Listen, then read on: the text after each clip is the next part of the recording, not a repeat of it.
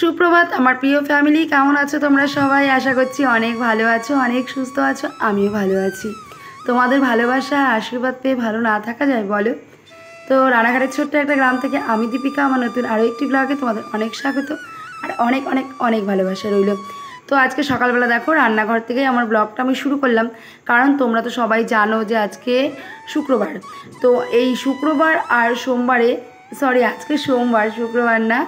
তো এই শুক্রবার আর সোমবারে আমাদের অনেক এক্সট্রা কাজের চাপ থাকে, যেমন কাপড় গুনে দেওয়া, কাপড় গোছানো, হিসাব করা। তোমরা তো এগুলো জানো, মাঝে মাঝে তোমাদের এই ভিডিওতে আমি শেয়ারও করি, কিন্তু আজকে আর সেই সুযোগটাও হয়ে ওঠেনি। যাই হোক, সেগুলো করতে করতে একটু দেরি হয়ে গেছে। তারপরে তোমার দাদাভাই বাজারে গেছিলো, বাজার থেকে এনেছিল লাল শাক আর রুই মাছ। তো আজকে আর বেশি কিছু করবো না, যেহেতু অনেকটাই বেলা হয়ে গেছে। আর জানো তো বন্ধুরা, সময়ের কাজ যদি সময়তে না করা হয় না, তাহলে কিন্তু সমস্ত কাজ, মানে সারাদিনের সমস্ত কাজই কেমন যেন অগোছালো হয়ে যায় আর সব কাজই পিছিয়ে পড়ে। আর যদি সময়ের কাজ, সকালের কাজ সকাল, দুপুরের কাজ দুপুরে করতে পারি, তাহলে দেখবে মানে কাজগুলো গোছানো হয় আর কাজগুলো না টাইম টু টাইম একদম পরিপাটিভাবে করা যায়। তো আমাদের আজকে তো ভাত বসাতে অনেকটাই দেরি হয়ে গেছে, সবারই খিদে পেয়ে গেছে। আর সবারই বলতে বাবু বাড়িতে নেই, বাবু গেছিলো মামা বাড়িতে, বিকেলে বাড়িতে চলে এসছে অবশ্য। আর অন্বেষাকে সকালে ওটস করে দিয়েছিলাম, আমার জন্য একটু ওটস তুলে রেখেছি, ওটা আমি পরে খাবো। আর অন্বেষাকে ওটস বানিয়ে দিয়েছিলাম, ও অন্বেষা খেয়ে স্কুলে মানে চলে গেছে পড়তে। আর তোমার দাদাভাইও কাপড় টাপড় দিতে চলে গেছে। তো এখন তাড়াহুড়া করে দুটো পদই রান্না করে দেবো, কারণ শাশুড়ি মারও খিদে পেয়ে যাবে আর তোমার দাদাভাইয়েরও খিদে পেয়ে যাবে। তো তাড়াহুড়া করে রুই মাছের ঝোলটা হতে বেশি টাইম লাগে না, তো তাড়াতাড়ি করে ওদের করে দেবো, করে দিলে ওরা খেয়ে নেবে। আসলে বলো তো কি, মধ্যবিত্ত ঘরের বউ আমরা তো অনেকটা হিসাব করে আমাদের চলতে হয়। এদিকে ধরো সংসারের কাজ, তারপর আবার মেশিন চালানো, আবার এদিকে তো হাজব্যান্ডের সাথে সাথে একটু একটু হলেও হেল্প করা।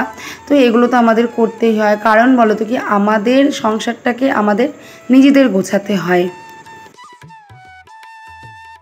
যেহেতু হাজব্যান্ডের ইনকাম কম, মানে আমাদের একদমই কম ইনকাম, মধ্যবিত্ত ঘরের থেকে আমরা বিলং করি। তো সেহেতু হাজব্যান্ডের হাতে হাতে যদি একটুখানি হেল্প না করি না, তাহলে কিন্তু আস্তে আস্তে সংসারটা একদমই অচল হয়ে যাবে। তো বুদ্ধি করে যদি একটু হেল্প করি হাজব্যান্ডের সাথে, কোনো কাজকর্ম করে বা ঘরের কাজকর্ম করে বা ওর বিজনেসে একটু হাতে হাতে হাত লাগিয়ে কাজ করে, তাহলে কিন্তু অনেকটা আয়ও হয় আর সংসারে কিন্তু একটু হলেও ইনকামটা বাড়ে, আর এতে করে সংসারটাও বেশ ভালো মতো চলে। এদিকে কালকে রাতে অল্প কটা বেঁচে যাওয়া ভাত ছিল, আর আমার সত্যি কথা বলতে একটা সময় ভাতের এত কষ্ট করেছি, খাবারের এত কষ্ট করেছি, খাবার ফেলতে আমার একদমই ভালো লাগে না। তো যেটুকুও বেঁচে থাকে, এখন নয় ফ্রিজ আছে, আগে তো ফ্রিজ ছিল না, সেটাও আমি জাল দিয়ে দিয়ে রাখতাম এবং পরের দিন সেটা আমি খেয়ে নিতাম, কাউকে দিতাম না, কারণ আমাদের বাড়িতে বাসি খাবারটা কেউ তেমন খেতে পারে না, আর খেলেও সবার শরীরটা খারাপ খারাপ করে। তো এই জন্য আমি খেয়ে নিতাম, কিন্তু কখনো আমি খাবার ফেলিনি। কারণ একটা সময় ছিল অল্প কটা ভাতের জন্য, মানে অল্প কটা ভাতের জন্য পেটের খিদে পেটেতে রেখে জল খেয়ে দিনটা সেই বেলাটা কাটিয়ে দিতে হয়েছে, বা এক মুঠ মুড়ি খেয়ে সেই বেলাটা কাটিয়ে দিতে হয়েছে। তো সেই কারণে আমি খাবার দাবার ফেলি না। তো কটা পান্তা ভাত ছিল, তো আমার শাশুড়ি মা বললো যে পান্তা ভাত নাকি উনি খাবেন, ওনার নাকি খেতে ইচ্ছা করছে। তো আমি লঙ্কা পেঁয়াজ দিয়ে, আমি নিজে যদি খেতাম তাহলে লঙ্কা পেঁয়াজ দিয়ে খেয়ে নিতাম, যেহেতু উনি খাবে তো ওনাকে একটু আলু ভাজা করে দিলাম, ওগুলো দিয়ে দিলাম। আর আমার পরে রুই মাছের ঝোলটাও বেশ বসিয়ে দিলাম। আর এখন ওই যে বললাম সকালবেলা ওটস করেছিলাম, তো সেই ওটসটা আমি এখন খেয়ে নিচ্ছি। আর ওটসটা খেতে খেতে আমার মাছের ঝোলটাও কিন্তু এদিকে হয়ে গেছে। আর শুধুই আলু দিয়ে করেছি, কারণ পটল দিলে নাকি ঝোল পানসে লাগে, আমারও তো বেশ ভালো লাগে, কিন্তু তোমার দাদাভাই অন্বেষা ওরা খেতে চায় না।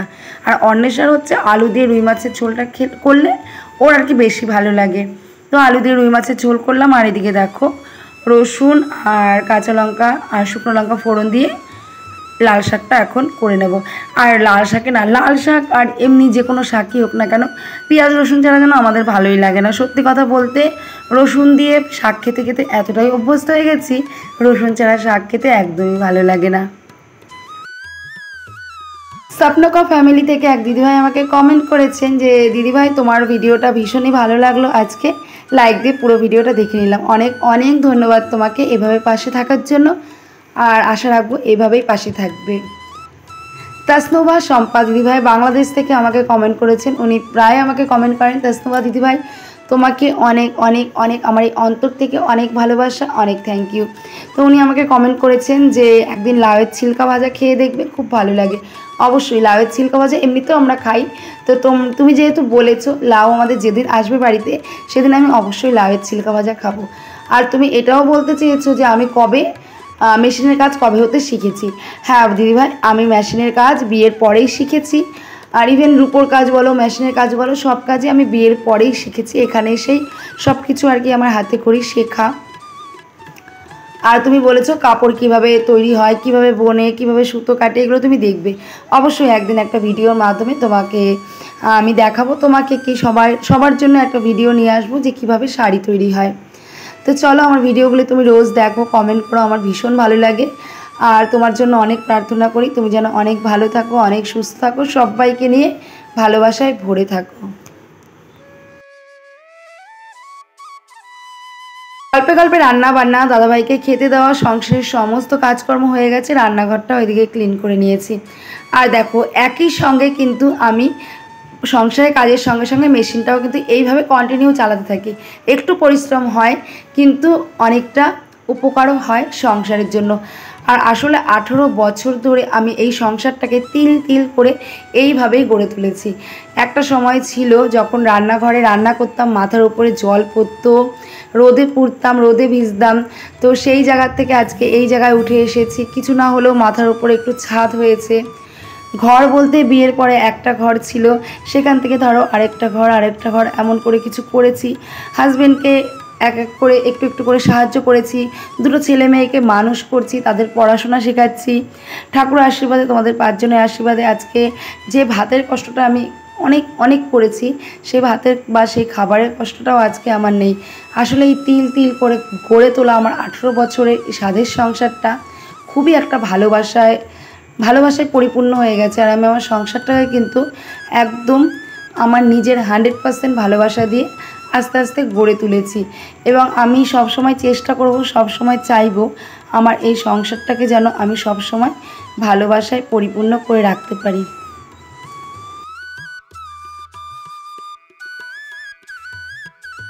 আসলে গঠন করা একটা সংসার অন্যরকম, আর যদি নিজে হাতে তৈরি করা একটা সংসার, তার মায়াটা কিন্তু অন্যরকম। আর খুবই ছোটোবেলায়, তোমাদের অনেক ব্লগে আমি বলে রেখেছি, খুবই ছোটোবেলায় যখন আমার 16 বছর বয়স, তখন কিন্তু আমার বিয়ে হয়ে গেছিলো। না বুঝতাম সংসার, না বুঝতাম কিচ্ছু, না করতে পারতাম রান্নাবান্না। সেখান থেকে আজকে দুটো ছেলে মেয়ে মানুষ করেছি, সংসার করছি। সত্যি বলতে তোমাদের আশীর্বাদ ভালোবাসায় আজকে এই সংসারে আমি একজন হয়ে উঠেছি এবং চেষ্টা করেছি, আর ভবিষ্যতে আরও চেষ্টা করব সংসারটাকে অনেক অনেক ভালোবাসা দিয়ে, যত্ন দিয়ে আগলে রাখার। তো যাই হোক, কালকে শপিং করে এনেছিলাম, অনেক রাত হয়ে গেছিলো, সেগুলো তোমাদের সাথে শেয়ার করা হয়নি। তো চলো, আজকে রান্নাবান্না, খাওয়া দাওয়া, স্নান টান সেরে পুজো দিয়ে গীতা পাঠ করে অনেকক্ষণ না ঘুমিয়ে পড়েছিলাম। মানে এত ঘুম পাচ্ছিল, কারণ আমি ভাত একটুখানি বেশি খেলেই প্রচণ্ড পরিমাণে ঘুম পায়। তো আমার লিমিট অনুযায়ী তো আমি এখন খাওয়া দাওয়া করি। তো সেটুকু খেয়েও তোমার দাদাভাই পাতের থেকে অনেকগুলো ভাত আমাকে তুলে দিয়েছিল। তো সে কটা ভাত নষ্ট করব? একদমই না। তো সে কটা ভাত আমি একদম কষ্ট করে খেয়ে নিয়েছিলাম, কিন্তু খাওয়ার পরে আমার আর ভালো লাগছিল না, আমি পুরো ঘুমিয়ে পড়েছিলাম। আর এখন সন্ধ্যা হয়ে গেছে, গুড ইভিনিং। তো দেখো কি আমি কালকে কিনেছি। এইটা হচ্ছে একটা প্লাজো সেট। তো এটা একটা প্যান্ট, সাদা প্যান্ট, আর প্যান্টের কাপড়টা এত সফট, পুরো ড্রেসটাই সফট। ওপরে ছিল একটা ক্রপ টপ, আর এই হচ্ছে জ্যাকেট। এটা হচ্ছে হালকা আকাশি। তো এটার মধ্যে 3খানা কালার আমাদের দেখিয়েছিল, ইয়েলো, অফ পিঙ্ক, আর এই মানে হালকা আকাশিটা। তো হালকা আকাশিটা অন্বেষাকে ট্রায়াল দেওয়ার পর দেখলাম ভীষণ মিষ্টি লাগছে ওকে দেখতে। তো ও এটা চয়েস করলো, আমিও এটা চয়েস করলাম, এটা নিয়ে নিলাম।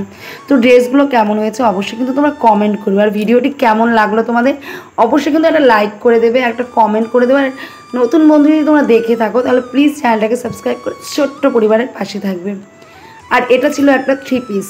তো এই কালারটা ভীষণই ট্রেন্ডিংয়ে চলছে, আর ভীষণ ভালোও লাগে, যেহেতু অন্বেষা ভীষণই ফর্সা, তো ওকে এই কালারটা ভীষণই মানাবে। আরেকটা কালার ছিল, ওই কালারটাও একটু হালকার মধ্যে ভালো লাগছিল, কিন্তু এই কালারটা যেন আমার বেশি পছন্দ হয়েছে। আর এটার ওড়নার কাজটা এত দারুণ। আরেকটা 3 পিসও পছন্দ হয়েছিল, কিন্তু ওটার মধ্যে একটাই কালার ছিল, আর ছিল না, তার জন্য এটাই নিলাম। কেমন লাগলো 3 পিসের কালারটা অবশ্যই কিন্তু তোমরা কমেন্ট করে জানাবে। আর এটা হলো বাবুর জিন্স। তো তোমাদের দাদাভাই একটা কটন জিন্স পছন্দ করেছিল, তো আমি বললাম যে এখনও বাচ্চা মানুষ এখন জিন্স পরুক না, যখন একটু বড় হবে বয়স হবে তখন তো কটন জিন্স ওগুলো তো পরবে, নর্মালের মধ্যে তো চলেই আসবে, তো এখন এগুলোই পরুক। তো নিয়ে নিয়েছিলাম ওই জিন্সটা আর এই শার্টটা তো অন্বেষার খুবই পছন্দ, ওর পছন্দেই ওর ভাইয়ের এই শার্টটা কেনা হয়েছে। তোমাদের কেমন লাগলো শার্টটা তোমরা কিন্তু অবশ্যই কমেন্টস করে আমাকে জানাবে। আর বাবুর জুতো ছিঁড়ে গেছিলো, জুতো নেই, তো এই কিটোটা কিনে দিয়েছি, যেহেতু ও বুট পরতে পারে না। আমার তো ভীষণই শখ ছিল ওকে বুট কিনে দেওয়ার, কিন্তু ও বুট একদমই পরতে পারে না, ওনাকে ভীষণ পরিমাণে গরম লাগে, তো এই জন্য খোলামেলা ওকে যদি হাওয়াই চপ্পল দিয়ে বলো ঠাকুর প্যান্ডেল থেকে ঘুরে আসতে, ও তাতেই হ্যাপি, বেশি হ্যাপি। আর এই জুতোটা কিনেছিলাম তোমাদের দাদা ভাইয়ের জন্য বাড়িতে পরার। আর এই স্লিপারটাও আমার ছেলের, এটাও বাড়িতে পরার। আর সবই কিন্তু আমাদের এখানে অজন্তা আর ছিল ওপকারু, এই দুটো কোম্পানির কিন্তু জুতো এখানে ছিল। আর এই যে আমাদের পুজোর শপিং। তো চলো আজকের ভিডিওটা এখানেই রাখছি। শপিং বলতে আমাদের শপিং বলতে ছেলে আর মেয়ের শপিং। তো ভিডিওটি কেমন লাগলো, ড্রেসগুলো কেমন লাগলো অবশ্যই লাইক কমেন্ট শেয়ার। টাটা সবাইকে, গুড নাইট, ভালো থাকবে সবাই, সুস্থ থাকবে, টাটা।